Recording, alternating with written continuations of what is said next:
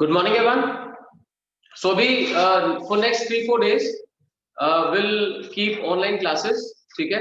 The reason is simple. मुझे थोड़ा सा खांसी जुकाम वगैरह है, तो I don't want कि किसी तरह का कोई किसी को वहम हो, और वैसे भी प्रिकॉशनरी रखना जरूरी है. ठीक है? That's the only reason. So stay at home. 3-4 दिन के लिए वहीं से काम करें, और जो आपने टारगेट लिया हुआ है 30 क्वेश्चन 40 क्वेश्चन जिसने जैसे किया है वो मेंटेन रखें, right? So I think we have spent quite a good amount of time on work, energy, power. Different aspects उसके हमने डिस्कस कर लिए हैं. अभी डाउट्स थोड़े बहुत रह गए होंगे, तो वेट करते हैं. 3-4 दिन बाद फिर 1-2 क्लासेस रखेंगे जिसमें आपको यही बुला के आपके डाउट्स वगैरह करवा दूंगा. हाँ, अगर वो तो सभी टॉपिक्स में आएंगे, इट्स बेटर कि आप मुझे वो डाउट्स भेज दें. ठीक है? सो मैं अकॉर्डिंगली जो भी सुटेबल टाइम होगा वो यहाँ पे रखूंगा डाउट्स का. जो कॉमन डाउट्स होंगे उसी में कवर करेंगे. तो अभी आज की क्लास में I want to take on the topic of collision. ठीक है ना? सीबीएसई पार्ट में भी आपने ऐसे ही किया था. पहले वर्क एनर्जी पावर अंडरस्टैंड किया था, फिर आपने कोलिजन पढ़ा था. तो सभी के लिए एक नया टॉपिक स्टार्ट हो जाएगा, collision, right? So to start with, जो पहले लाइन हम अंडरस्टैंड करते हैं, कोलिजन वर्ड से ऐसा लगता है कि दो चीजों का आपस में कांटेक्ट में आना जरूरी है. But the definition of collision simply says when path of one of object gets affected by the force due to some other object. यानी एक ऑब्जेक्ट सीधा चला आ रहा था, सीधा चलते चलते उसका पाथ से डिफ्लेक्ट हो गया, so that also is counted as a collision. So याद रखें अच्छे से, deflection path because of the force by some other object is considered as collision. So they may be a physical contact or may not be. अब कोई भी collision होती है उसके अंदर जो फोर्सेस होती है उनको हम इंटरनल कंसीडर करते हैं. एक्चुअली क्या होता है, वैसे तो फोर्स ऑफ ग्रेविटी प्रेजेंट है, बट जब दो चीजें टकराती हैं या ये जो कोलिजन इफेक्ट आता है, इसके अंदर एक्ट करने वाली फोर्सेस बाकी सारी एक्सटर्नल फोर्सेस से काफी ज्यादा कंसीडर होती है. That's why simply whenever collision takes place, the forces creating some change are internal. So जो internal forces हैं उनकी वजह से मोमेंटम चेंज नहीं हो सकता. हर कोई ये बात जानता है, F is equal to dp by dt, और उसमें जो F होता है वो एक्सटर्नल फोर्स रिक्वायर्ड होता है. तो अगर इंटरनल फोर्सेस ही हैं, सिर्फ इंटरनल फोर्सेस हैं, तो मोमेंटम चेंज नहीं होता. तो जैसे कोई कोलिजन बोलता है तो पहली चीज आपके दिमाग में क्या आनी चाहिए, we have to apply conservation of linear momentum, right? Whatever be the nature of collision. अब बात करते हैं कि कोलिजन के डिफरेंट टाइप्स क्या होते हैं. देखिए, कोलिजन को हम इलास्टिक कोलिजन और इनइलास्टिक कोलिजन, ब्रॉडर वे में तो ये दो पार्टी बनाते हैं, इलास्टिक एंड इनइलास्टिक. तो समझ के चले, इलास्टिक कोलिजन वो है जिसके अंदर सारी की सारी फोर्सेस कंजर्वेटिव होती है. कौन सी फोर्सेस होती है? कंजर्वेटिव. और जब भी कंजर्वेटिव फोर्सेस होती है तो किसी तरह का हीट लॉस नहीं होता. सो इंपॉर्टेंट है ये समझना कि नो हीट लॉस, और किसी तरह का हीट लॉस नहीं होगा. तो my dear, kinetic energy before collision, ये ध्यान रखना, kinetic energy before collision becomes equal to B before collision is equal to kinetic energy after collision. ये आपने ठीक से समझना है, because somebody can ask कि sir then during the collision क्या kinetic energy कंजर्व नहीं रहती? एग्जैक्टली नहीं रहती. होता क्या है, जैसे टेनिस बॉल का देखना, दो टेनिस बॉल आई और आपस में टकराती है. जब वो टकराएंगे तो हल्का सा कंप्रेशन आएगा और फिर वापस निकलेगा.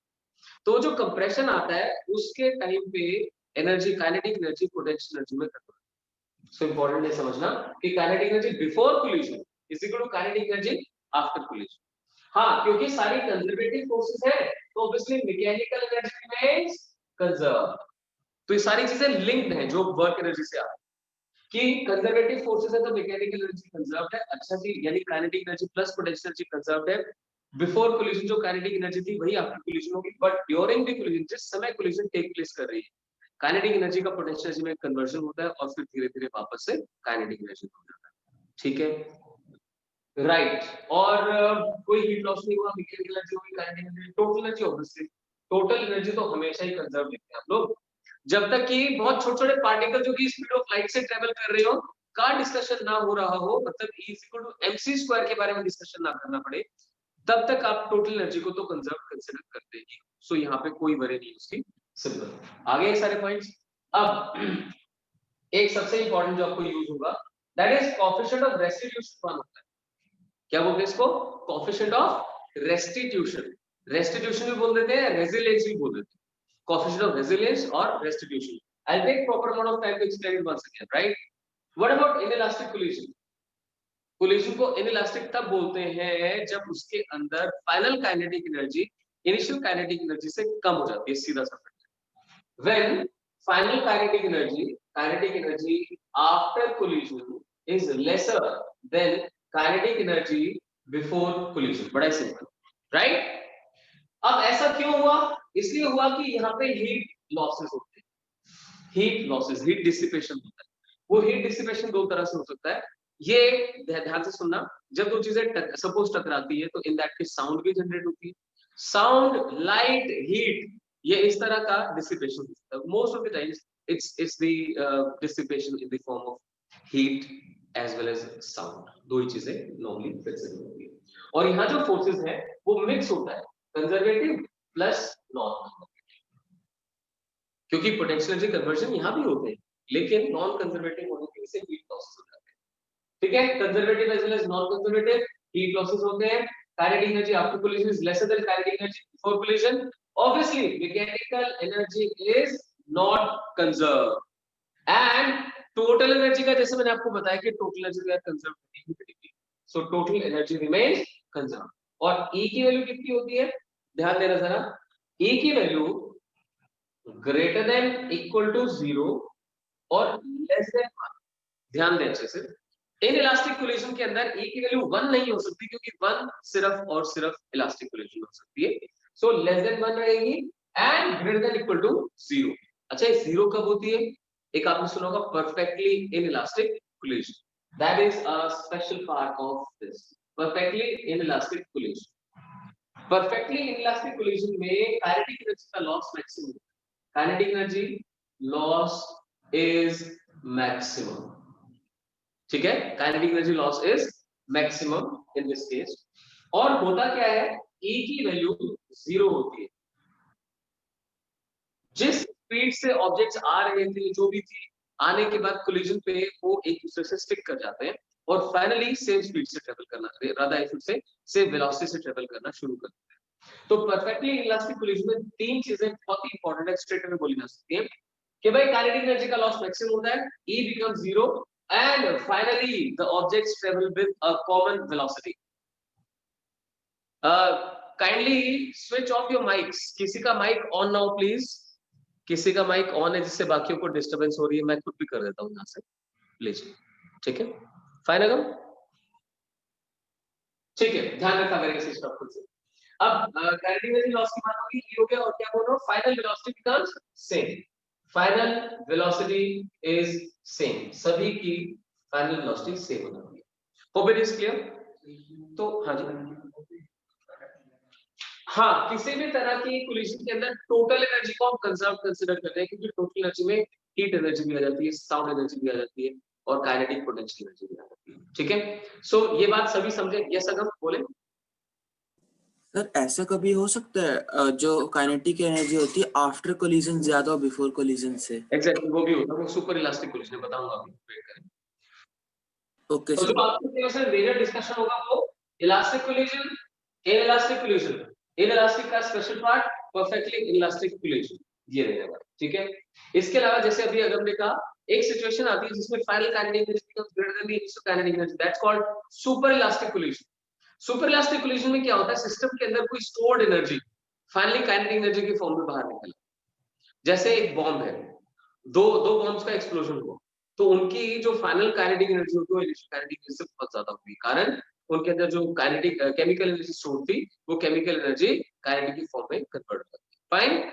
और छोटे बच्चों के टॉयज का अगर एग्जांपल लें, सपोज कीजिए किसी केस में स्प्रिंग कंप्रेस था, राइट, कंप्रेस स्प्रिंग के ऊपर एक बॉल गिर जाती है, जैसे बॉल उसको हिट करके मान लीजिए कि स्प्रिंग ओपन अप हो गया एकदम से, तो बॉल को एक एक्स्ट्रा एनर्जी मिल जाएगी। So this kind of collisions are called super elastic collisions, जिनके लिए E की वैल्यू ग्रेटर देन 1 होती है, final kinetic energy is greater than initial kinetic. तो अब चाहे तो लिखा जा सकता है super elastic, super elastic collision kinetic energy after collision is greater than kinetic energy before collision, right, and E becomes greater than 1. Reason आपको clear किया, some kind of stored energy comes out in the form of mechanical energy. ठीक है, ये था भाई इसका conceptual understanding. इन सभी cases के अंदर आप conservation of linear momentum apply करेंगे और इलास्टिक कोलिजन के केस में काइनेटिक एनर्जी का कंजर्वेशन भी अप्लाई करेंगे और E के बारे में थोड़ा सा डिस्कशन करते हैं पहले, फिर आगे बढ़ते हैं. ठीक है, E क्या है? E is called coefficient of restitution. तो होता ही है माय डियर, एक ना लाइन ऑफ इम्पैक्ट होगी, लाइन ऑफ इम्पैक्ट, सभी समझे ध्यान से. जैसे आपने ये फ्लोर बनाया, इस फ्लोर के ऊपर एक बॉल ऐसा सीधा आके हिट करती है, नीचे आती है और फिर वापस ऊपर की तरफ जाती है. तो यही लाइन जिसके अलाउंग ये आके हिट करती है परपेंडिकुलर टू द सरफेस और वापस निकल जाती है, इसे लाइन ऑफ इम्पैक्ट कहते हैं. लाइन ऑफ इम्पैक्ट वो है जिस लाइन के अलाउंग इम्पैक्ट्स आएंगे एक दूसरे के ऊपर, यानी एक दूसरे के ऊपर इंपल्सेस, फोर्सेस एक्सर्ट. तो जिस लाइन के अलाउंग फोर्सेस एक्सर्ट होती है यानी इंपल्स एक्सर्ट होता है, उसे लाइन ऑफ इम्पैक्ट कहते हैं. सो सरफेस के परपेंडिकुलर होती है. अच्छा, ये तो था कि सीधा आया. अब सपोज करो ये सरफेस आपने डिफाइन किया, ऐसे करके आपने नॉर्मल बनाया, लेकिन बॉल इधर से, एक बॉल इधर से आती है, अल्फा एंगल पे हिट करती है और इधर से बीटा एंगल पे निकलती है आगे की तरफ. तो भाई इस केस में भी जो लाइन ऑफ इम्पैक्ट है वो यही लाइन बनती है, लाइन ऑफ इम्पैक्ट. मतलब जो मर्जी हो जाए, इसी लाइन के अलाउंग फोर्सेस एक्सर्ट होने वाली है. कारण सुनना ध्यान से, अनटिल अनलेस ये सरफेस बहुत ही ज्यादा रफ, जब तक ये सरफेस बहुत ज्यादा रफ ना हो, हम ऐसा मानते हैं कि यहाँ पे फ्रिक्शन भी नेग्लिजिबल है. जैसे आप फोर्स ऑफ ग्रेविटी को नेग्लेक्ट कर रहे हैं ना, वैसे आप फ्रिक्शन को भी नेग्लेक्ट करते हैं. तो ये जो पॉइंट बताने जा रहा हूँ बहुत ज्यादा इंपॉर्टेंट है. इस सरफेस के परपेंडिकुलर ही इंपल्सेस एक्सर्ट होती हैं, यानी मोमेंटम चेंज होते हैं. सिर्फ ये जो डायरेक्शन है टेंजेंशियल, इस डायरेक्शन में मोमेंटम चेंज नहीं होता. तो आप ये पॉइंट एक स्टार मार्क करके जरूर लिख दीजिए.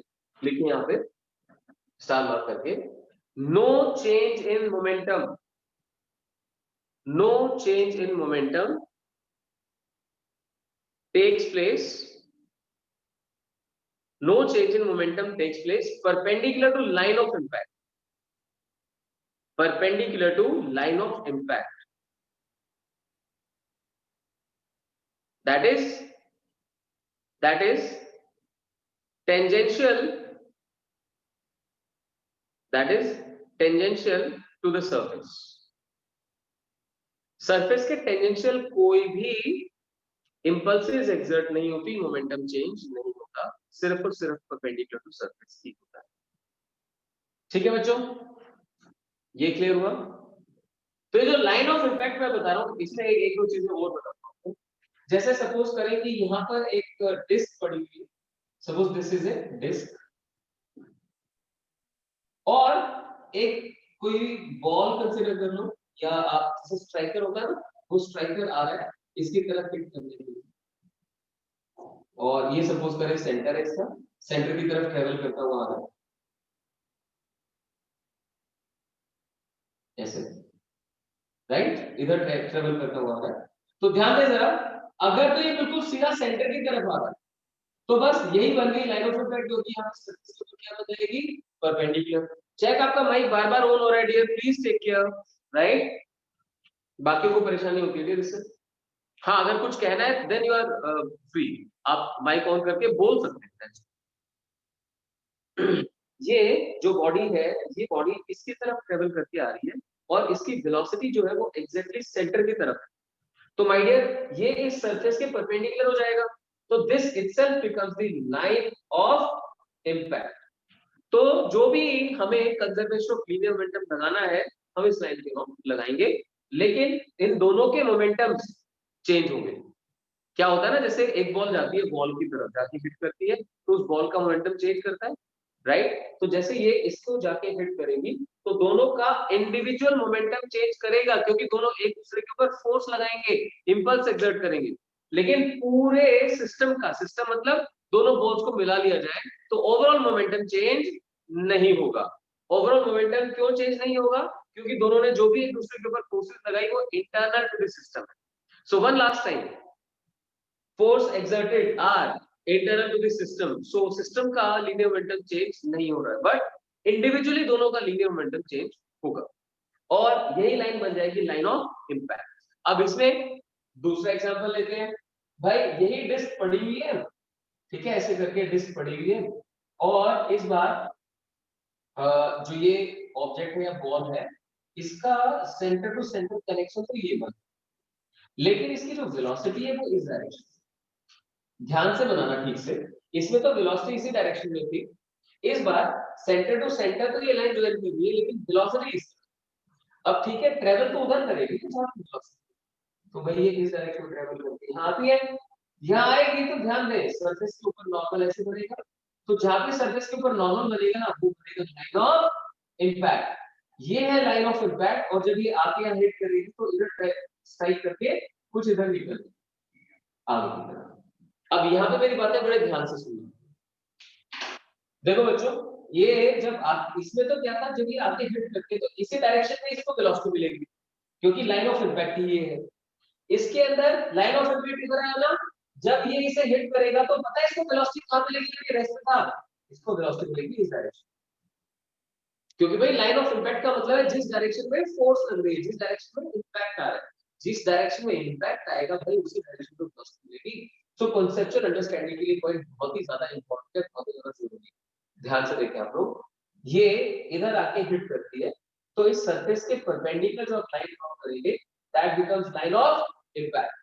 इस लाइन ऑफ इंपैक्ट के अलोंग भी दोनों को इंपल्सेस मिल रहे हैं, जिसके कारण ये जब यहाँ आएगी तो ध्यान देना टेंजेंशियल मोमेंटम चेंज नहीं करेगा लेकिन परपेंडिकुलर वाला मोमेंटम चेंज कर जाएगा, तो इधर से आगे हम लिखेंगे, जबकि ये वाली जो डिस्क है इस डिस्क को तो मोमेंटम मिलेगा नहीं इस डायरेक्शन के लिए आगे नहीं। That's it, hope it is clear. ये थोड़ा सा डिस्कशन था अबाउट लाइन ऑफ इंपैक्ट। जो क्वेश्चंस आएंगे, एक बॉल को किसी हाइट से ड्रॉप किया गया वो हिट करके वापस आती है वो इस तरीके से सॉल्व हो जाएंगे, किसी एंगल पे आके हिट करती है वो इससे सॉल्व होंगे, और एक बॉल डायरेक्टली आके दूसरी बॉल को हिट करती है along the line central line, वो ये होता है। और ये सबसे इंपॉर्टेंट अलग टाइप के क्वेश्चंस होते हैं, बट आपको पता होना चाहिए जो सरफेस के परपेंडिकुलर लाइन बनेगी वो लाइन ऑफ इंपैक्ट है, आप उसके परपेंडिकुलर डायरेक्शन में आने वाली बॉल का मोमेंटम भी कंसिडर कर सकते हैं, ठीक है। दोनों का कंबाइंड मोमेंटम तो हर डायरेक्शन में कंसिडर है क्योंकि forces involved are internal to the system. I hope तो मैंने बहुत बार रिपीट कर दी सारी चीज। अब देखते हैं जो लाइन ऑफ इंपैक्ट है इसकी हमारे लिए मतलब कोएफिशिएंट ऑफ रेस्टिट्यूशन के लिए क्या इंपॉर्टेंस, ध्यान से समझना, जिसने पहले ना लिखा था और नहीं पता वो ये नहीं लिख भी लेना, कोएफिशिएंट ऑफ रेस्टिट्यूशन को लेकर ई को लेकर, ई जो होता है ना coefficient of restitution, it is defined along line of defined along line of ध्यान रखना E को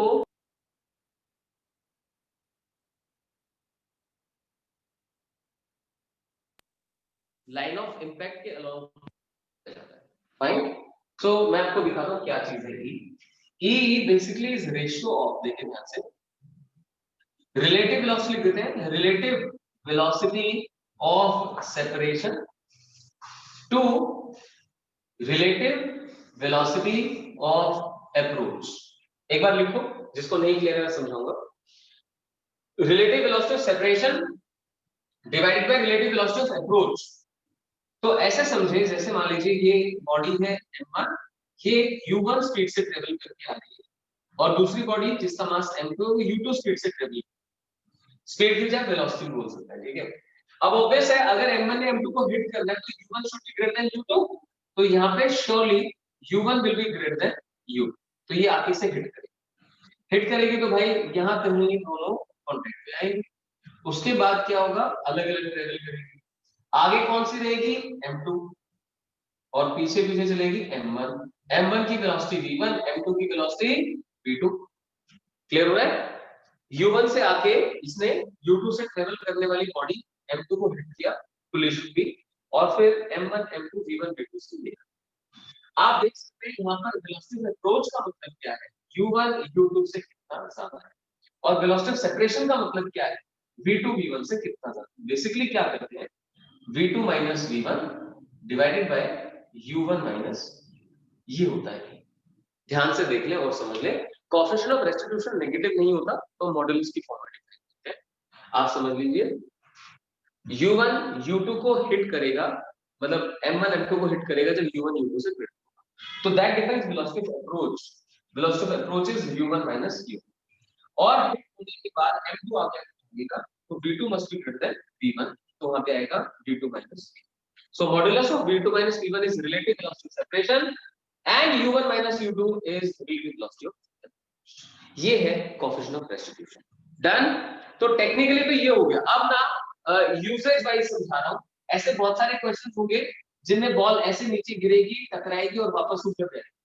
ध्यान देना जरा, ये सीधा कर लेता हूं थोड़ा सा, देखिए ध्यान से क्या होगा जब ये नीचे आके यहाँ पे, ध्यान दे, हम इधर वाली वेलोसिटी को u नहीं बोलेंगे, जब ये यहाँ के हिट करेगी उस वेलोसिटी को आप u बोलेंगे, और जब यहाँ से वापस ऊपर उठेगी उस वेलोसिटी को आप v बोलेंगे, क्योंकि देखो फ्लोर तो कुछ जगह रहने वाला है, फ्लोर की तो कोई स्पीड नहीं आएगी। ठीक है, आपने बॉल ड्रॉप करी, उसने जाके फ्लोर को हिट किया कितनी स्पीड से, u से, और फिर स्ट्राइक करके वापस ऊपर उठी कितनी स्पीड से, v से। तो यहाँ पर अगर मुझे कोएफिशिएंट ऑफ रेस्टिट्यूशन डिफाइन करना है तो वेलोसिटी ऑफ सेपरेशन क्या बनी, v, और वेलोसिटी ऑफ अप्रोच क्या बनी, u। कोई साइन मत करो बस, e = v/। तो ये बड़े काम आता है, बहुत ज्यादा काम आता है कि एक बॉल है, एक फ्लोर है जो कि फिक्स है, तो आने वाली स्पीड u बन गई, जाने वाली स्पीड v बन गई। e क्या होता है, v/u होता है। तो यहाँ पे ना डायरेक्टली आप सोच सकते हैं v जो होता है वो e टाइम्स u, v जो होगा वो e टाइम्स u बन जाएगा। Over is clear. तो ये आपके टिप्स के होंगे, v = e टाइम्स u। ठीक है, डन है। चलिए फाइन, कोएफिशिएंट ऑफ रेस्टिट्यूशन आपको समझ में आ गया, velocity of separation upon velocity of approach, right. अब हम एक एग्जांपल करते हैं, उसके बाद मैं चलूंगा इलास्टिक कोलिजन की तरफ। देखिए जरा, it is given that a ball dropped from height h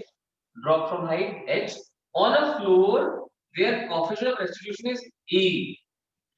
तो बताइए after the collision it would rise to what height. लिखिए क्वेश्चन की फॉर्म में, ball of mass m, ball of mass m is dropped from height h,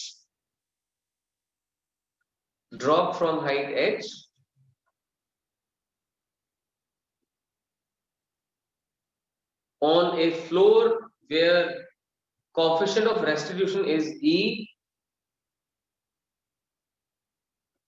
on a floor where coefficient of restitution is e, comma, to what height does it rise? To what height does it rise? हाँ जी, बताना चाहे तो बता सकते हैं, ये किस height तक राइज करेगी। अब देखो कोएफिशिएंट ऑफ रेस्टिट्यूशन को लेके तो हमें एक ही चीज पता है, velocity of separation upon velocity of approach, तो उसी पे काम करते हैं। ये जब h हाइट से नीचे गिरेगी तो कितनी स्पीड से गिरेगी, √ 2gh। सभी जानते हैं बात, v² - u² = 2as करके आप निकाल सकते हैं। जब हिट करेगी तो √ 2gh से हिट करेगी, और भाई जब ये यहाँ से वापस ऊपर उठेगी v स्पीड होगी। v और u में क्या रिलेशन होगा, हम जानते हैं v will be equal to e times u, that means v will be equal to e times √ 2gh। अब सपोज करो आपको v तो मिल गया, आप देखना चाहते हैं किस हाइट तक ये राइज करेगी, उस हाइट को मैं h1 लिख रहा हूं। h1 क्यों लिख रहा हूं, फर्स्ट कोलिजन के बाद, पहले कोलिजन के बाद जिस हाइट तक राइज कर रही है उसे मैं h1। ठीक है, तो h1 कितना हो जाएगा, फिर से आप यूज करेंगे v² - u² = 2as, तो h1 जाएगा v² / 2g। ध्यान है आपको, अगर एक बॉल को u स्पीड से ऊपर फेंके तो कितनी हाइट तक जाएगी, u² / 2g तक। तो जो h1 है वो बन जाएगा h1 = v² / 2g। So that's equal to, इसका स्क्वायर करेंगे तो e² 2gh upon 2g, 2g से 2g कैंसिल, यानी e² h आ गया। यानी कि पहली बार स्ट्राइक करके जब ये राइज करेगी तो कितनी हाइट तक जाएगी, E square H height rise करेगी। ठीक है, ये मैंने सॉल्व करा दिया। आप मुझे फटाफट बताएं सेकंड कोलिजन के बाद किस हाइट तक राइज करेगी। कम ऑन क्विक, सॉल्व करके बताइए कि ये जब सेकंड टाइम कोलाइड करेगी तब कितनी हाइट तक राइज करेगी। इसी तरीके से सॉल्व करो भाई, जितनी स्पीड से ऊपर उठी थी उसी स्पीड से आके वापस हिट करेगी, है ना, वो नया u बन जाएगा, उसके अकॉर्डिंग v निकाल लीजिए। करिए शाबाश, बताएं सॉल्व करके कि सेकेंड कोलिजन के बाद कितनी हाइट तक राइज करने वाली है। तो आई होप आप ट्राई कर पा रहे होंगे। यहाँ पे जिस हाइट तक ये गया उसी हाइट से वापस नीचे गिरना है। तो सेकेंड जेट जो हिट बैक करेगा तो कितनी स्पीड से करेगा, √2g h1, तो मैं यहाँ लिख देता हूँ u2, second time hit back करने की स्पीड √2g h1। ठीक है, अब फिर से सेकेंड टाइम राइज करना है ना, तो जो यहाँ पे v बनेगा v2, that will be equal to e times u2, यानी कि e टाइम्स √2g h1। मानते हैं? तो इस बार जो राइज करेगा h2 वो क्या बन जाएगा, v2 square by 2g, v2 square यानी e square into 2g h1 by 2g से 2g कैंसिल। h1 की वैल्यू कितनी थी भाई, h1 was e square h, तो पुट कर देते हैं, h2 becomes equal to e square into e square into h, so ये बन गया e power 4h, this is h2, right. आप देख सकते हैं h1 जब फाइंड किया तो उस समय क्या आया, e स्क्वायर h, और जब h2 फाइंड किया तो e पावर 4 बन गया, और जब थर्ड करोगे तो e पावर 6 बन जाएगा, फोर्थ करोगे तो e पावर 8 बन जाएगा, यानी nth स्ट्राइक के बाद hn जो ये राइज करेगा वो कितना होगा, e power 2n into h, so this is something you need to right. एक बॉल h हाइट से गिरती है, nth कोलिजन के बाद वो किस हाइट तक राइज करेगी, that height will be e power 2n into h, obviously e power 2n into h। ठीक है बच्चों, सो फर्स्ट के बाद e स्क्वायर h, सेकंड के बाद e पावर 4h, थर्ड के बाद e power 6h and so वो नीचे वो टकरा के ऊपर दोबारा टकराएगा तो उसको नहीं ऊपर नहीं टकराना, ऊपर तो बॉल टकरा के ऊपर भी ऊपर से वापस, राइट, ऊपर कोई चीज हिट करने वाली नहीं है, ऊपर तो कितनी ऊपर जाती है फिर वापस नीचे, ये ठीक है डियर। चलिए फाइन, इसके ऊपर सीरीज ऑफ क्वेश्चंस है, let us do those questions. लिखिए शाबाश, calculate the total distance covered, calculate the total distance covered before coming to rest. मतलब यूजुअली ऑब्जर्व करते हैं ना, एक बॉल को किसी साइड से ड्रॉप किया तो वो नीचे टप्पा खाएगी फिर ऊपर जाएगी, ऐसे करते करते करते करते काफी टाइम के बाद वो रेस्ट पे आएगी। तो इस प्रोसेस के अंदर उसने टोटल कितना डिस्टेंस कवर किया वो डिस्टेंस डिपेंड होता है। ठीक है, हम मानते हैं कि भाई इनफाइनाइट नंबर ऑफ कोलिजन होंगे, तो लिख दे total distance covered d becomes equal to, देखो सबसे पहले तो h हाइट नीचे गिरी h आ गया, फिर h1 हाइट ऊपर गई प्लस h1 आ गया, फिर h1 हाइट नीचे भी आई प्लस h1। ध्यान से सुनना और देखना और लिखना, जब ड्रॉप किया तो कितनी हाइट नीचे आई h, फिर अपने आप कितनी हाइट ऊपर गई h1, फिर वहां से दोबारा नीचे आई, h1 ऊपर जाना h1 नीचे आना, ये ट्वाइस ऑफ h1, फिर h2 हाइट ऊपर गई h2 हाइट नीचे आई plus twice of h2 twice of h3, ऐसे करते करते ये infinite number of collisions under root. तो लिख सकते हैं आप h becomes equal to d becomes equal to h plus 2h1 plus 2h2 plus 2h3 so on, कितने टर्म्स, इनफाइनाइट टर्म्स। डन है, ठीक है, इसे सॉल्व करना है हमें। इसे सॉल्व करने के लिए क्या करें भाई, पहले तो एक काम करते हैं h1 h2 h3 वगैरह की value So D becomes equal to H plus twice of H1 कितना था E square H plus twice of H2 कितना था E power 4H plus twice of E power 6H and so on. कर दीजिए mention, ठीक है ना, सब कुछ H के टर्म्स में आ गया. Now D is equal to इस वाले H को ऐसे ही रख दो प्लस यहां से देखो क्या कॉमन है, 2 कॉमन है राइट, H भी कॉमन है देख सकते हैं आप, E स्क्वायर भी कॉमन है, 2 E स्क्वायर H ये वाली टर्म ऐसे ही कॉमन निकालते तो क्या बचेगा 1 plus E square plus E power 4 and so. देखिए ध्यान से, ये जो आगे वाला पार्ट था मैथ्स के स्टूडेंट्स ने सीरीज करनी होगी, इनफाइनाइट सीरीज करनी होगी, तो मैं चाहूंगा कि वो कोई बोल के बताना चाहे तो आंसर बताए. H एज इट इज आ गया, इस पूरे में से 2 E स्क्वायर H कॉमन निकाल दे तो 1 plus E square plus E power 4 and so on. हाँ जी बताए, जीपी पढ़ चुके हो ना, जीपी ज्योमेट्रिक प्रोग्रेशन. तो मेडिकल वाले जो स्टूडेंट्स हैं वो थोड़ा ध्यान से मेरी बात को सुनना. दो तरह के प्रोग्रेशन होते हैं, अरिथमेटिक प्रोग्रेशन होता है, ज्योमेट्रिक प्रोग्रेशन. अरिथमेटिक में तो क्या होता है, एक के बाद जो नेक्स्ट है वो कुछ ऐड करके मिलती है, और जो ज्योमेट्रिक प्रोग्रेशन होते हैं सिलेबस से कट हो गया बहुत ही बड़ी बल्ले बल्ले, बताओ अब क्या करे कोई, है ना, कोई बात नहीं. जीपी क्या होती है, मेडिकल वाले भी ध्यान से सुनना, 1 को E स्क्वायर से मल्टीप्लाई करोगे तो सेकंड टर्म मिलेगी, सेकंड टर्म को फिर से उसी E स्क्वायर से मल्टीप्लाई करोगे तो थर्ड टर्म मिलेगी. आप जानते हैं आगे E पावर 6 आना, तो फिर से E स्क्वायर से मल्टीप्लाई, यानी एक कॉमन फैक्टर है जिससे आप बार बार मल्टीप्लाई करके नेक्स्ट टर्म ऑब्टेन, राइट, जिसे कॉमन रेशियो कहा जाता है, जिसे क्या बोलते हैं, कॉमन रेशियो कहा जाता है. E4 की जगह E3 क्यों भाई साहब, देखो ध्यान से, E2 कॉमन निकाला है, E2 कॉमन निकाला तो यहाँ पे E2 ही तो आएगा, E2 कॉमन निकाला है, 6 माइनस 2 कितना बनेगा 4 बनेगा ना, मल्टीप्लाई करो के पावर ऐड हो, मतलब ध्यान दो.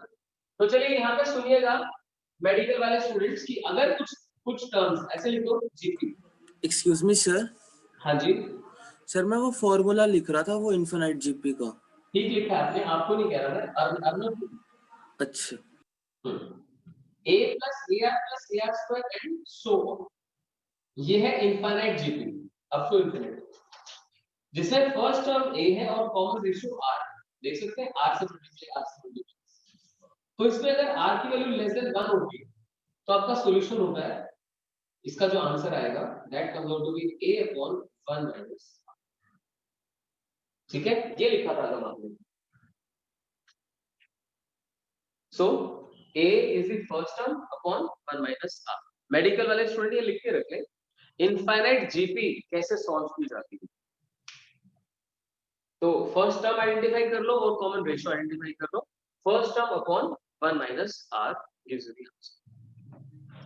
अब आ जाए मेरे साथ यहाँ, so D becomes equal to H as it is plus 2 E square H भी as it is आ गया.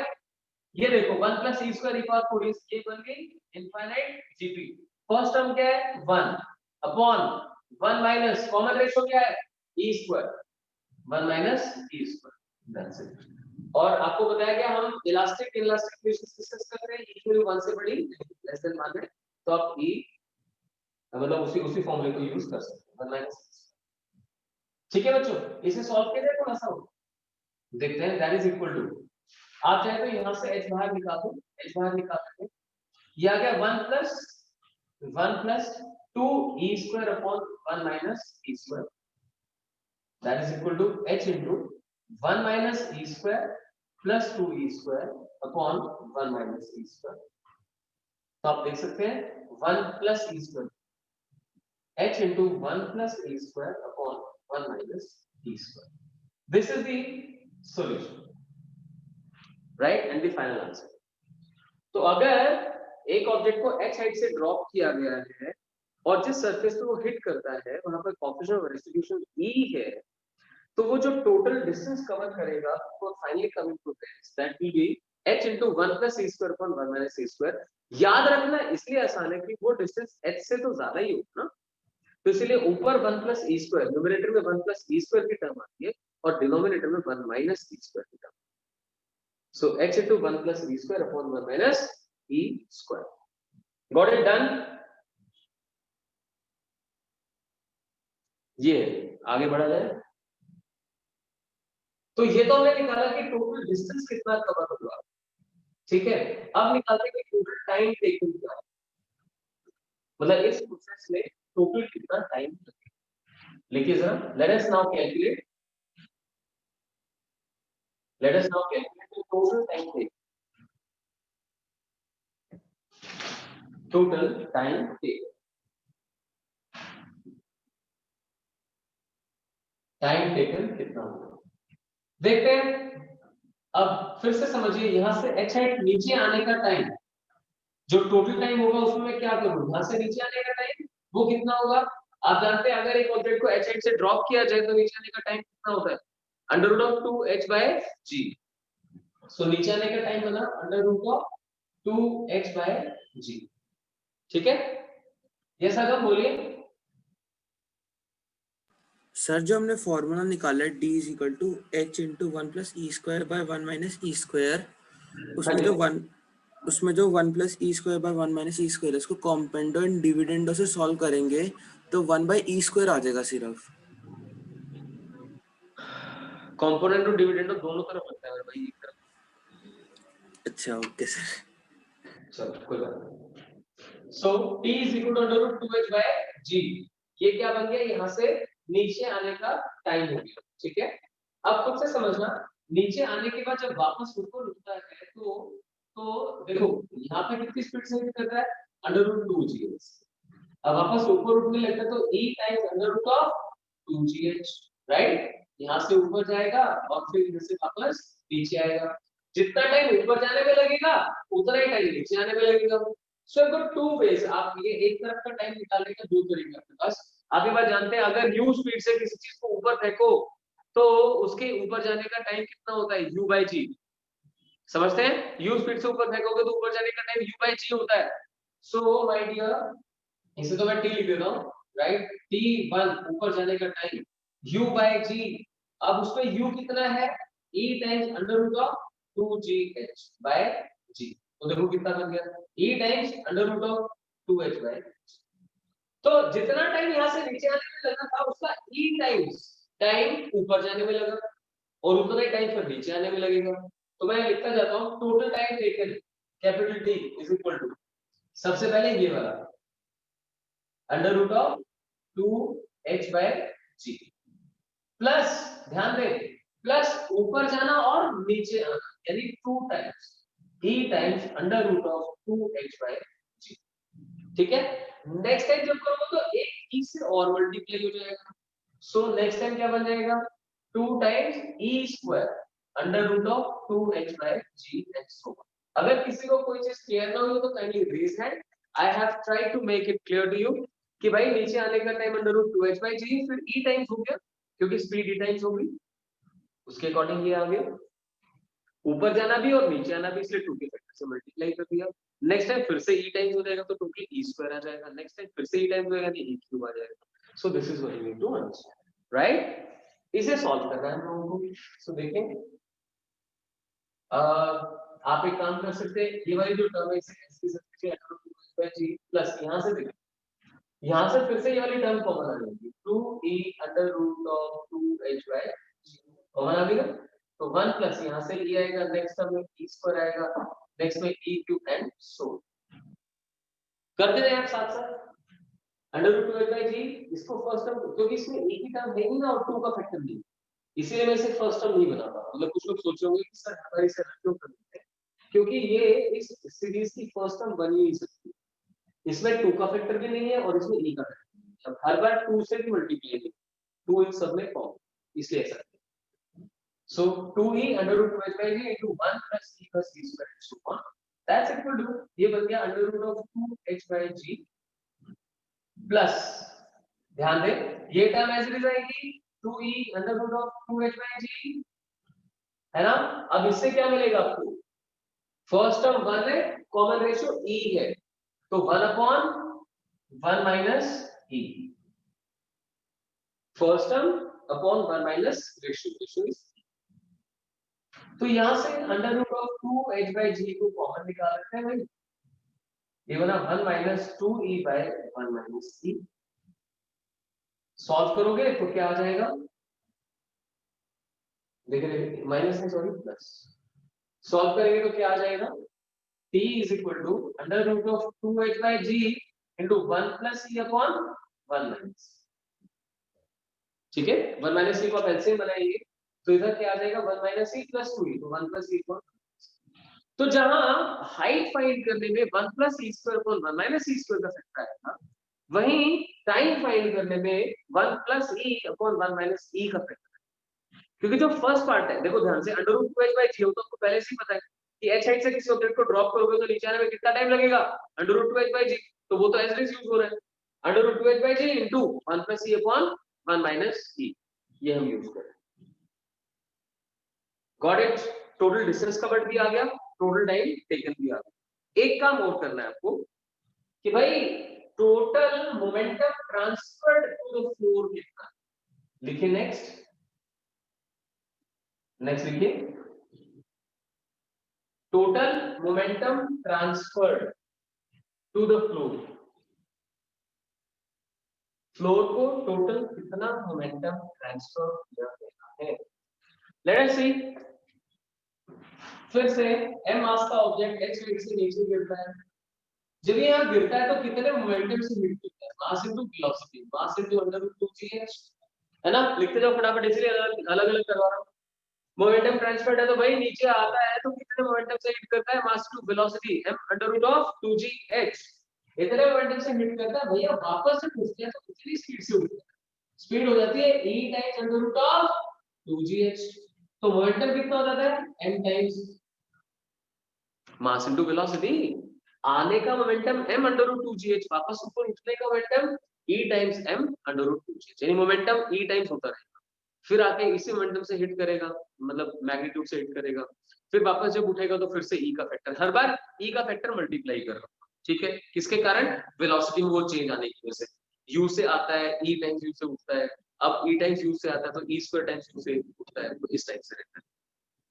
अब ध्यान से सोच के बताओ, change in momentum is final momentum minus initial momentum, and when you find change in momentum, can you deal it in scalar form or have to deal it in vector form, because momentum is a vector quantity। तो ध्यान दे, नीचे आके इस momentum से hit किया, वापस ऊपर उठा तो इस मोमेंटम से भी, final momentum minus initial momentum, अब ऑलरेडी डायरेक्शन का रिवर्सल है, ध्यान दे, अगर मैं अपवर्ड को पॉजिटिव j कैप कंसीडर करूं तो पहले वाला सॉल्व करके दिखा रहा हूं, फर्स्ट इंपैक्ट में चेंज इन मोमेंटम कैसे निकलेगा, final momentum e times m under root of 2gh in j cap minus initial कितना है, minus of m times under root 2gh j, kindly pay proper attention, change in momentum क्या होता है, final momentum minus initial momentum, that will vector form, so finally it goes up, e times m under root 2gh is j cap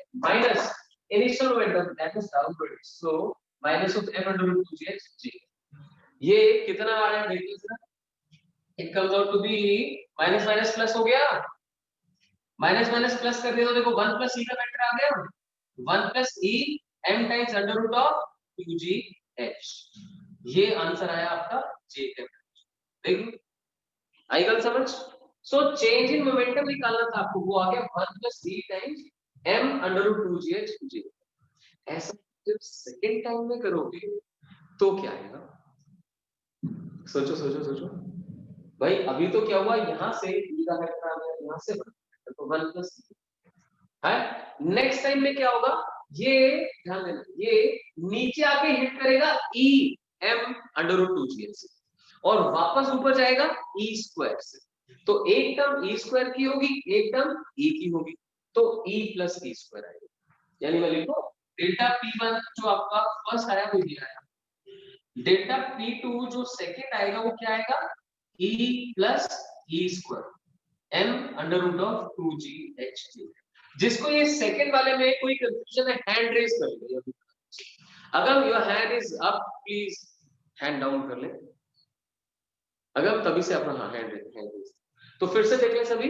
first time में नीचे आके hit किया तो m under root 2g से hit किया, वापस ऊपर गया तो e टाइम से गया, राइट। फिर वापस नीचे आया तो e टाइम से हिट किया और ऊपर उठा तो e स्क्वायर से। तो नीचे आने वाला और ऊपर जाने वाला ऐड करना है। जैसे ये सभी को पता होगा, एक बॉल की तरफ बॉल जाती है वापस आती है, mv mv 2mv, याद है, mv mv 2mv करते हैं। ऐसे ही यहाँ पर है, नीचे जाना ऊपर आना, डायरेक्शन रिवर्स है तो प्लस होगा स्केलर फॉर्म में। सो 1 plus e plus e square, ऐसे ही e square plus e cube चलता है। तो इसे मैं लिखने जाऊंगा, हमसे क्या बन जाएगा, e कॉमन निकाल देता हूँ, साथ में आ गया 1 plus e m under root of 2gh j।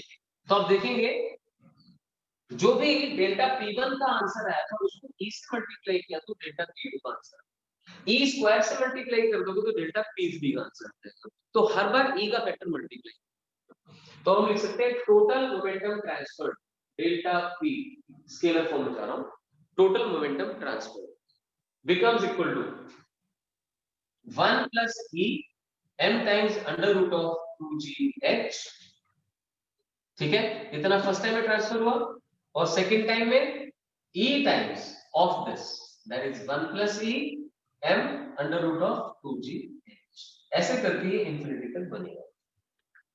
Got it? अब इसमें तो साफ साफ दिखाई दे रहा है कि फर्स्ट टर्म ये है और कॉमन रेशियो e है, तो भाई first term 1 plus e m times under root of 2gh upon 1 minus e, done. तो टोटल मोमेंटम ट्रांसफर कितना बना, m into u जिससे हिट किया था, initial momentum into 1 plus e upon 1 minus e। फिर से याद रखना, बहुत आसान है भाई। जैसे टाइम, टोटल टाइम टेकन में क्या आया था, पहला टाइम जिसमें नीचे गिरा अंडर रूट 2h/g को मल्टीप्लाई किससे कर दे, 1 plus e upon 1 minus e से। वैसे ही मोमेंटम में भी 1 plus e upon 1 minus e multiplied by first time का momentum, that is m under root of 2gh। I hope ये क्लियर हुआ सबको, राइट। अब क्या करना है, देखिए मोमेंटम ट्रांसफर किया आ गया, अब हमें करना है फोर्स एक्सर्टेड। लिखें लास्ट पार्ट आपको मजा आएगा इसका आंसर देख के, जो लास्ट पार्ट का आंसर है। अभी तक मैंने याद करवाया, मोमेंटम ट्रांसफर्ड आएगा तो 1 plus e upon 1 minus e, total time taken आएगा तो 1 plus e upon 1 minus e, total distance covered आएगा तो 1 plus e square upon 1 minus e square, that was it. So लिखें टोटल, मतलब force exerted over a long period of time, force exerted over a long period of time, मतलब average force exerted की बात कर रहे हैं। तो क्या बनेगा, total momentum transferred upon time, total momentum transferred upon time. तो देखें, average force exerted, total momentum transferred m under root of 2gh into 1 plus e upon 1 minus e, ये था momentum transfer upon time taken. Time taken क्या था, under root of 2h/g into 1 plus e upon 1 minus e। देखिए और ध्यान दें अच्छे से भाई, एवरेज फोर्स क्या होती है, delta p by delta t, momentum transferred upon time taken. तो 1 plus e upon 1 minus e तो हो गया कैंसिल। इसे ध्यान से सॉल्व करके आंसर बताना सर आपका क्या आ रहा है, बताओ मैं आपके आंसर की वेट कर रहा हूं, दिस अपॉन दिस, क्या आंसर आ रहा है बताइए क्विकली, अरे बताओ भाई।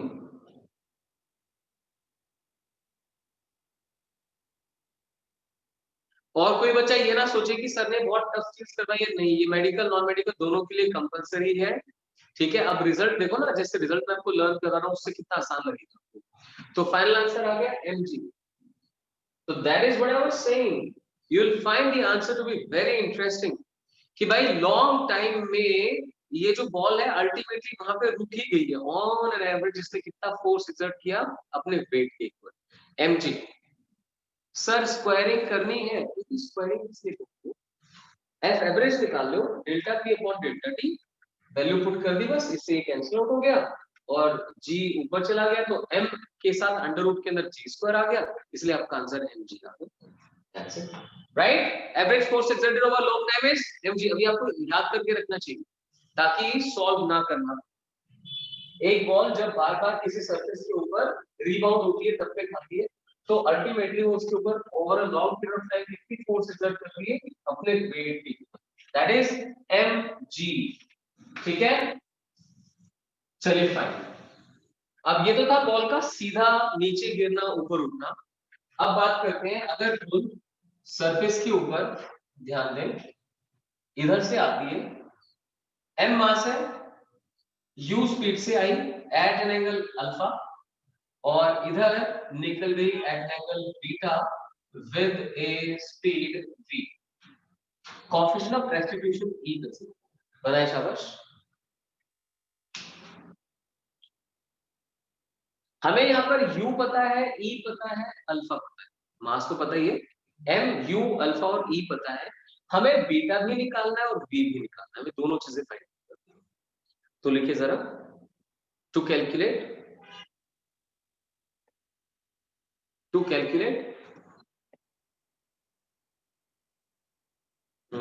v एंड बीटा, मैं डायग्राम की हेल्प से ही समझाता हूँ। To calculate v and beta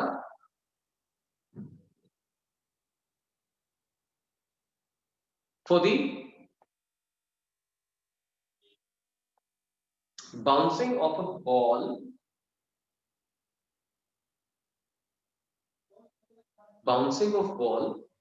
from surface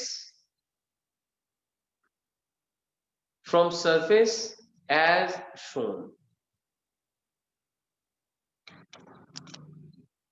from surface as shown।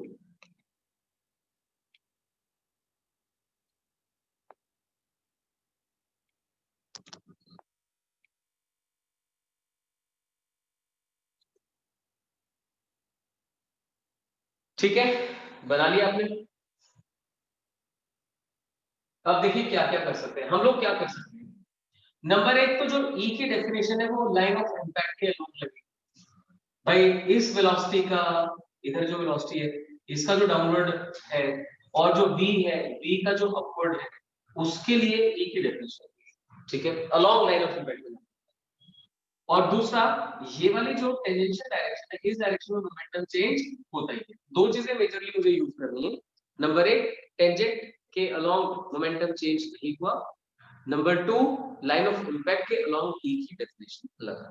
तो लिखिए जरा, लिखिए, tangential to the surface momentum remains same, tangential to the surface momentum remains same. तो भाई u इस डायरेक्शन में था, ये एंगल अल्फा था, देख सकते हैं, तो ये भी अल्फा था। अगर ये एंगल अल्फा है तो देख सकते हैं इधर क्या आ जाएगा, u sin alpha. So that means m into u into sin of alpha must be equal, इधर देखिए, m into v into sin of beta, m into u into sin alpha is equal to m into v into sin beta. यहां से m हो गया cancel, m cancel, u sin alpha is equal to v sin beta, u sin alpha is equal to v sin beta. ये एक हमें equation मिली, ठीक है। Hope it is clear. What after this, इसके बाद हम चलते हैं E की डेफिनेशन। लिखिए, लिखिए, along the line of impact, along line of impact E is equal to, E क्या होता है, V by U, है ना।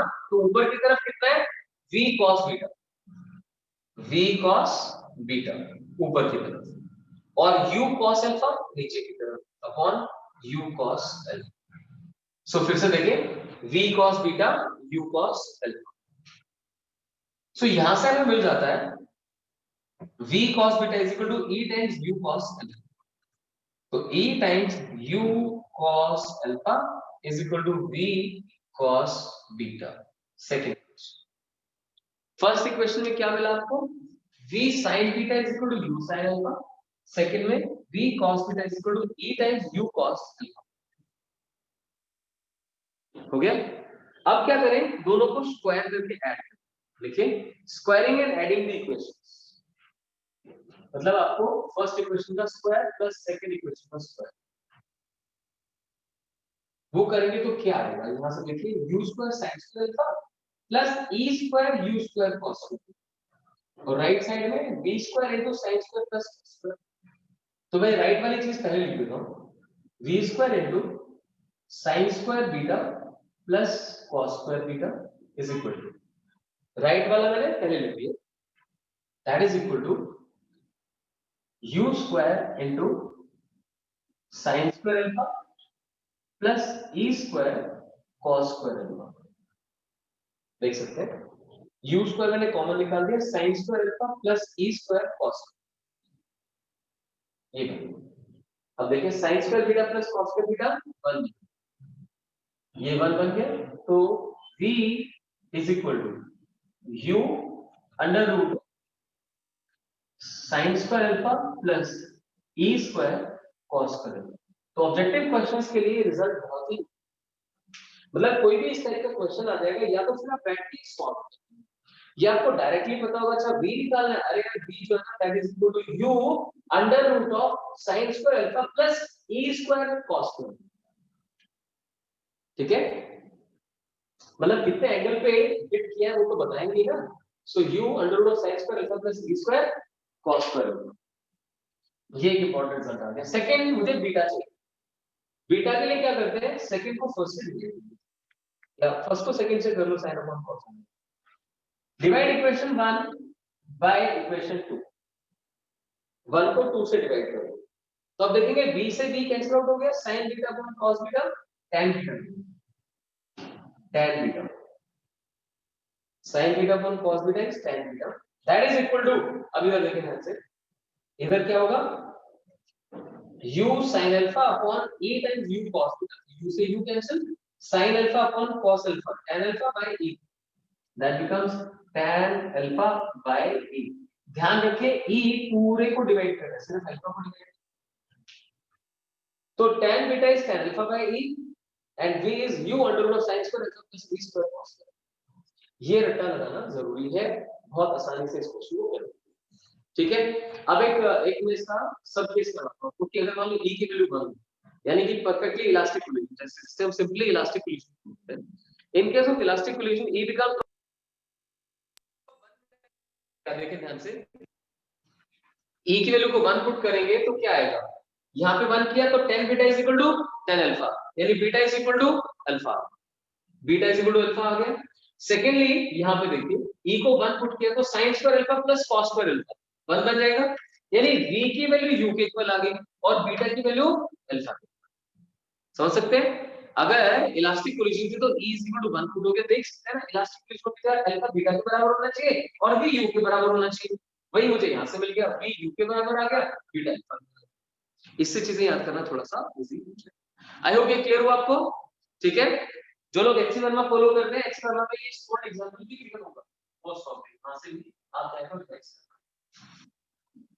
ठीक है, बट अपनी एक समझ बनाने की बात है कि ऐसे क्वेश्चन में क्या करें, कंजर्वेशन ऑफ लीनियर मोमेंटम, ए की डेफिनेशन, बस इसी से काम चल जाता है बस। और एक काम कर सकते हैं कि काइनेटिक एनर्जी का कंजर्वेशन लगाते हैं in case of elastic collision. तो अब जो पार्ट आपने सीबीएसई में समझा था, मैं क्विकली उसे रिवाइज करवा देता हूँ, और फिर आज मतलब नेक्स्ट वीक जो चलेगा इसमें आप आराम से कोलिजन के क्वेश्चंस कर पाएंगे। देखिए, मैं पहले इलास्टिक कोलिजन की बात कर रहा हूँ। इलास्टिक कोलिजन के अंदर हम लोगों ने डिराइव किया था 1D इलास्टिक कोलिजन, समझ रहे हैं ना। 1D इलास्टिक कोलिजन में क्या था भाई, m1 is travelling with u1 and m2 is travelling with u2, उनका कोलिजन होता है, और फिर v1 v2 का एक्सप्रेशन निकालना। तो याद है आपको v1 v2 कितना आया था, v1 is equal to m1 minus m2 into u1 plus twice of m2 u2 upon m1 plus m2। अगर किसी को याद नहीं भी था तो मेरे साथ साथ याद करेगा। अभी v1 के लिए पहले u1 आएगा, देखो याद करने के तरीके, v1 के केस में पहले u1 आएगा और m1 माइनस m2 आएगा, सीधी बात। सो v1 आ गया m1 minus m2 into u1 plus 2m2 u2 upon m1 plus m2, right. ऐसे ही v2 का एक्सप्रेशन लिखेंगे तो क्या आएगा, v2 becomes equal to, अब देखो 2 आएगा ना, m2 minus m1 into u2, replace हो गया। Plus twice of m1 u1 upon m1 plus m2. So m2 minus m1 u1 u2 क्योंकि v2 निकाल रहे हो plus 2 m1 u1 upon m1 plus m2. That gets the answer. समझ के रखें कि जब भी कोई 1D इलास्टिक कोलिजन तब आपको ये फॉलो करनी है. ठीक है. और इसमें भी एक स्पेशल केस आता है. स्पेशल केस क्या है कि भाई जब m1 m2 की वैल्यू इक्वल होती है, m1 m2 के इक्वल होता है, तब क्या करें? जब m1 m2 के इक्वल होता है, दोनों बॉडीज के मास इक्वल होते हैं. इसमें एक कंचे का एग्जांपल देता करते हैं कि एक कंचा दूसरे कंचे के ऊपर जाके हिट करता है तो दूसरे वाला रुक जाता है, पहले वाला चल पड़ता है. यानी कि when we talk about elastic 1D elastic collision between two bodies of equal mass, then the velocities get interchanged. ठीक है. आपको एक बस सिंपल सी बात लिखनी है, velocities get interchanged. लिखते शाबाश. velocities get interchanged during 1D elastic collision between identical bodies.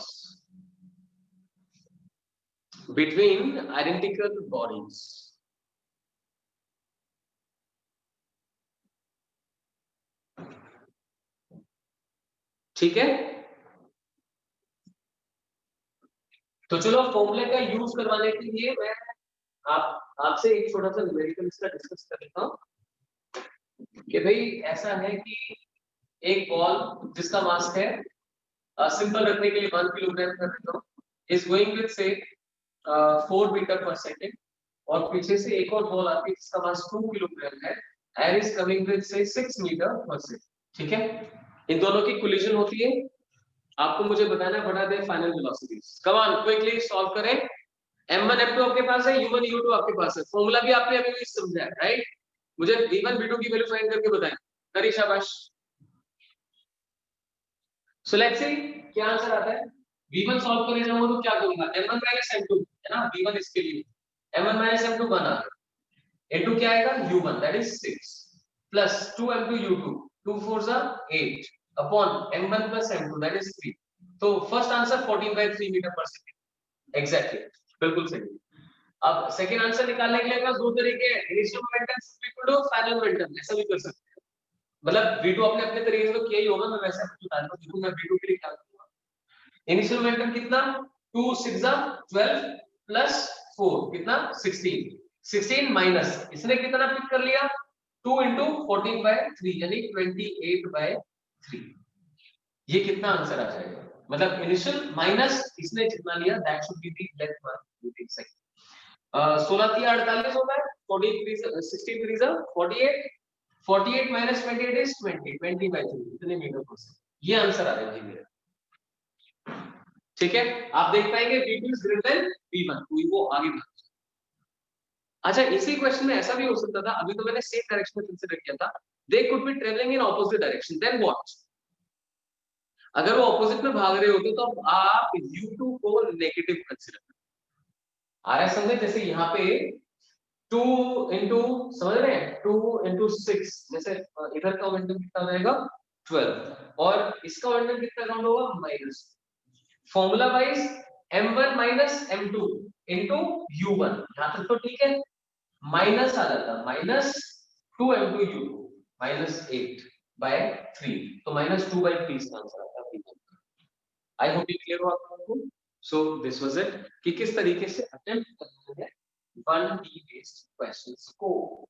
अब इसी में एक बड़ा इंपॉर्टेंट आता है कोएफिशिएंट ऑफ रेस्टिट्यूशन जो 1 है, उसको ऐसे बोला जाता है कि velocity of separation is equal to velocity of approach. आपको पता होना चाहिए 1D इलास्टिक कोलिजन के लिए velocity of separation is equal to velocity of approach. अब लिखिए जरा fraction of kinetic energy transferred. Fraction of kinetic energy transferred during 1D elastic collision fraction of kinetic energy transfer during 1D elastic collision.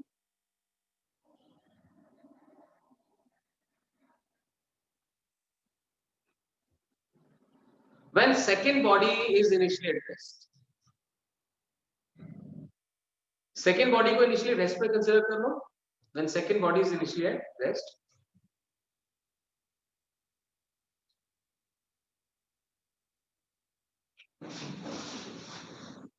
ठीक है, कैसे करेंगे देखिए. m1 जो है वो u स्पीड से आ रही है और जो m2 है वो रेस्ट. तो भाई देखो सीधी बात है, काइनेटिक एनर्जी ट्रांसफर का मतलब है जितनी काइनेटिक एनर्जी से गेन कर. इनिशियल काइनेटिक एनर्जी कितनी है, half m1 u square. Transfer कितनी हुई, जितनी इसने गेन करी. तो एक काम करते हैं ना, v2 निकाल के पहले काइनेटिक एनर्जी ट्रांसफर लिखिए जरा. v2 is equal to, v2 क्या होता है, m2 minus m1, m2 minus m1 into u2 0 है, plus twice of m1 u1 upon m1 plus m. So my dear ये फैक्टर तो हो गया 0. हमारे पास v2 कितना आ गया, twice of m1 u upon m1 plus m. अब यहां से काइनेटिक एनर्जी ट्रांसफर्ड कितनी है, k2 लिखो. k2 सेकंड बॉडी को जो काइनेटिक एनर्जी मिली, that will be half of m2 into v2 square. Half m2 into v2 square. That becomes equal to half of m2 into v2 का square, यानी 4 m1 square u square upon m1 plus m2 का square. ये इसमें एक rearrangement करेंगे. देखो half of m1 u square में बाहर निकाला, हाफ m1 u square, अंदर क्या बचा, 4 times m1 m2 upon m1 plus m2 का स्क्वायर. ये ध्यान दें, इस टर्म में से हाफ m1 u square बाहर निकाल दिया तो बचा 4 m1 m2 upon m1 plus m2 square. This is k2. k2 stands for kinetic energy gained by the second body. अब बात करें fraction of kinetic energy transferred. अब फ्रैक्शन ट्रांसफर्ड का मतलब क्या है, k2 by k इनिशियल, है ना. मेरे पास 100 रुपीस थे, मैंने आपको 2 रुपीस ट्रांसफर कर दिए, तो what is the fraction transferred, 2 by 100. So k initial थी, उसमें से k2 ट्रांसफर किया. दिस अपॉन k इनिशियल, यानी half m1 u square cut जाएगा. आंसर क्या आएगा, 4 m1 m2 upon m1 plus m2 का स्क्वायर. सो माय डियर, ये फॉर्मूला आपको टिप्स पे याद करना ही है कि जब दो बॉडीज का 1D इलास्टिक कोलिजन होता है जिसमें सेकंड बॉडी रेस्ट में थी, तो what is the fraction of kinetic energy transfer, it's 4m1 m2 upon m1 plus m2 square. जो न्यूक्लियर रिएक्टर के ऊपर बेस्ड क्वेश्चंस होते हैं उसमें यूजुअली क्वेश्चन आते हैं कि भाई फास्ट मूविंग न्यूट्रॉन को स्लो न्यूट्रॉन में कन्वर्ट करने के लिए प्रोटॉन से हिट करवाते हैं. तो प्रोटॉन रेस्ट पे था, उससे जब हिट हुआ तो मैक्सिमम एनर्जी उसने ट्रांसफर कर दी. ठीक है, डन है. सो ये था इलास्टिक कोलिजन को लेकर. अब मैं आपसे डिस्कस करता हूं परफेक्टली इनइलास्टिक कोलिजन की दो चीजें. लिख सकते हैं आप, परफेक्टली इनइलास्टिक कोलिजन. तो माय डियर, जब भी परफेक्टली इनइलास्टिक कोलिजन का क्वेश्चन आएगा तो आपको क्या समझना है, फाइनली जो वेलोसिटी है दोनों ऑब्जेक्ट्स की वो सेम. तो आप ऐसे दिखा सकते हैं, m1 was traveling with u1 and m2 was traveling with u2 and finally they stick together, यानी m1 और m2 are traveling with a common velocity v. ठीक है, तो जैसे कोई बोलता है परफेक्टली इलास्टिक कोलिजन, दिमाग में आना चाहिए कि v इनकी तो फाइनल वेलोसिटी सेम हो, तो बस ठीक है. सिंपली क्या करना है, m1 plus m2 into v, final momentum should be equal to initial m1 u1 plus m2 u2. तो यहाँ से v जब भी निकालोगे तो वही इसी m1 plus m2 u2 on m1 plus m2. बस एक बात का ध्यान रखना है कि भाई अगर दोनों सेम डायरेक्शन में ट्रेवल कर रहे थे, ये m1 और m2 सेम डायरेक्शन में ट्रेवल कर रहे थे तो यहाँ प्लस आ जाएगा, ऑब्वियस है. और अगर ऑपोजिट में ट्रेवल कर रहे थे तो एक का पॉजिटिव एक का नेगेटिव तो माइनस है, बस इतना सा डिफरेंस आता है. ठीक है, इस तरीके से आप इसकी कोलिजन के अंदर फाइनल वेलोसिटी निकाल सकते हैं. अच्छा, आपको डिस्कस किया था, बताया था कि भाई जो ये परफेक्टली इनइलास्टिक कोलिजन होती है इसमें काइनेटिक एनर्जी का लॉस मैक्सिमम होता है, तो उसके ऊपर क्वेश्चन आता है व्हाट इज द मैक्सिमम, मतलब what is the energy loss during this collision, तो वो भी निकाल सकते हैं, लिखें। तो उसको मैं डिराइव नहीं करूंगा क्योंकि वो आप लोग पहले कर चुके हैं, सीधा रिजल्ट यूज करूंगा उसका। लिख दे जरा, kinetic energy lost as heat, kinetic energy lost as heat, तो उसका एक्सप्रेशन आता है my dear, kinetic energy lost as heat is half of, अगर किसी को याद है तो बोल के बता सकता है, half m1 m2 upon m1 plus m2 into u1 minus u2 whole square, नहीं यार, half of m1 m2 upon m1 plus m2, ठीक है, into u1 minus u2 whole square। तो ये किस केस के लिए है? Objects were traveling in same direction, they were traveling in same direction, in that case half m1 m2 upon m1 plus m2 u1 minus u2 का square। तो एक बात आप और समझ सकते हैं यहाँ से, अगर वो ऑपोजिट डायरेक्शन में ट्रेवल कर रहे होते तो एनर्जी लॉस और भी ज्यादा होगा, तो अगर ऑपोजिट में ट्रेवल कर रहे होते तो यहाँ पे u1 प्लस u2 का फैक्टर, तो अब चाहे तो यहाँ ऐसे ही छोटा सा प्लस लगा के रख सकते हैं, और याद रखें if they were traveling in opposite direction initially, then the loss was greater, so that is expressed with plus sign। ठीक है बच्चों, राइट है। तो इसके ऊपर एक बड़ा ही इंपॉर्टेंट क्वेश्चन है, बहुत बार पूछा जा चुका है, आपके एनसीईआरटी के अंदर भी है, एनसीईआरटी में भी वो क्वेश्चन है, तो मैं आपसे डिस्कस कर लेता हूं। देखिए इस तरीके से एक वुडन ब्लॉक हैंग है, वुडन ब्लॉक हैंग है और एक बुलेट आती है, बुलेट आके इसको हिट करती है और इसके अंदर एम्बेड कर जाती है, याद आया, सबने किया हुआ एक क्वेश्चन, बुलेट इसके अंदर एम्बेड कर जाती है, तो पूछते हैं कि यहाँ से कितनी हाइट तक राइज करती है, ये यहाँ किस हाइट तक राइज, सो टॉप से टॉप तक लेते हैं, दिस बिकम्स द हाइट, ठीक है। बुलेट का मास स्मॉल है, वो यू स्पीड से ट्रेवल करती है आपको, वुडन ब्लॉक का मास कैपिटल एम है, हाइट हमें फाइंड आउट करनी है सपोज, ठीक है।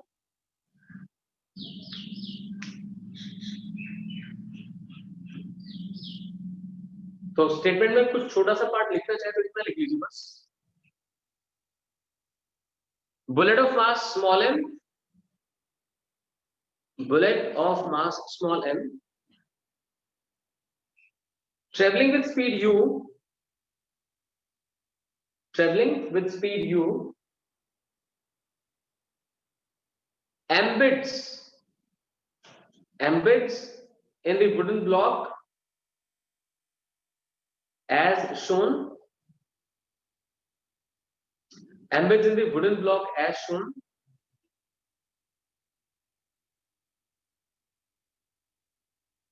कॉमा डाल के, to what height does the block rise, to what height does the block rise, what height does the block rise, अच्छा ये करना है। तो देखते हैं सबसे पहले तो, क्योंकि बुलेट इसी के अंदर एम्बेड करके रहेगी, एम्बेड करके रहेगी तो इस बात का मतलब क्या है, परफेक्टली इनइलास्टिक कोलिजन। तो भाई जब ये एम्बेड करते हैं तो इस पूरे सिस्टम को क्या वेलोसिटी मिलती है, देखिए velocity of bullet plus block, velocity of bullet plus block, so m plus capital M into v becomes equal to mv, so v becomes equal to mu upon m plus capital M। ये है speed जिससे bullet plus block rise करेगा। अच्छा इस speed से कोई ये rise करेगा तो कितनी हाइट तक जाएगा, देखो भाई सीधी बात है, सिर्फ ग्रेविटी वर्क कर पा रही है, टेंशन तो वर्क नहीं कर पा रही, रस्सी में जो टेंशन है वो क्यों वर्क नहीं कर पा रही, because it is perpendicular to the velocity, instantaneous displacement के परपेंडिकुलर है। तो हम सीधा यूज कर सकते हैं हाइट गेन्ड, ये फॉर्मूला लगेगा ना, v square minus u square equal to 2gh, तो h कितना आ जाएगा, h is equal to v square by 2g, v square by 2g.